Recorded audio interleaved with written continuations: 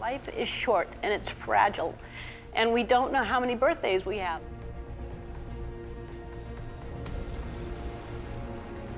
I was maybe 19, and my girlfriend at the time was killed in a car accident. And I passed the accident, and I didn't know it was her, and I kept going. And I found out shortly after that it was her. And I was living in a basement apartment. I had no money. I had no heat, no air. I had a mattress on the floor, and the apartment was infested with fleas.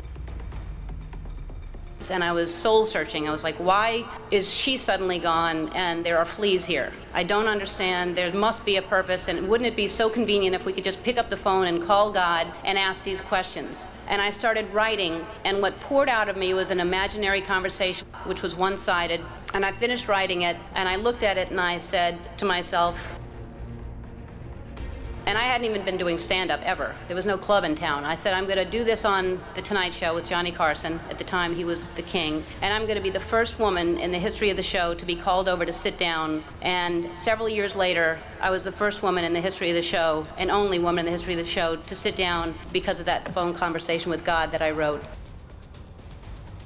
Ellen DeGeneres. My suffering period started quite early. My girlfriend passed away in a car accident when I was 17 years old. At that time, I was not rich. I had no money. My room was not too good, and my life was a total mess. I lived in a basement apartment, and I just had a floor mattress and fleas all over the apartment. My frustration level increased day by day. I felt lonely and asked God why he took my girlfriend away from me and why there were so many fleas in my apartment. Then I thought that I could only get the answers to my questions from God directly. So I wrote a letter to God, and that helped me a lot. After a few years, my work reached another level of success, and people started to know my name. But then there was a fear inside my head that people won't accept me or watch my show if they knew that I was gay. So I kept this a secret, and at that stage of my life, I was so ashamed of myself just because of the fact that I was gay. But then I thought, what's the worst that could happen if I tell people about this? And after that, I lost my job, and nobody offered me anything for almost 3 years. But I received letters from the K Worldwide World that my account stopped them from committing suicide, which that meant a lot to me. So the point is that everything is gonna be fine. You just have to be true to yourself and follow your path.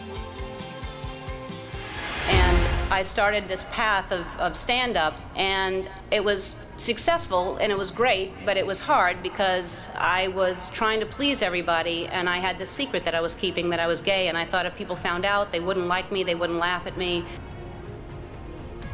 Then my career turned into, I got my own sitcom, and that was very successful, another level of success, and I thought, what if they find out I'm gay, then they'll never watch, and this was a long time ago. This was when we just had white presidents. But anyway, this was back many years ago. And I finally decided that I was living with so much shame and so much fear that I just couldn't live that way anymore, and I decided to come out and make it creative, and my character would come out at the same time, and it wasn't to make a political statement, it wasn't to do anything other than to free myself up from this heaviness that I was carrying around, and I just wanted to be honest. And I thought, what's the worst that can happen? I can lose my career. I did. I lost my career. The show was canceled after 6 years without even telling me. I read it in the paper. The phone didn't ring for 3 years. I had no offers. Nobody wanted to touch me at all. And yet I was getting letters from kids that almost committed suicide but didn't because of what I did.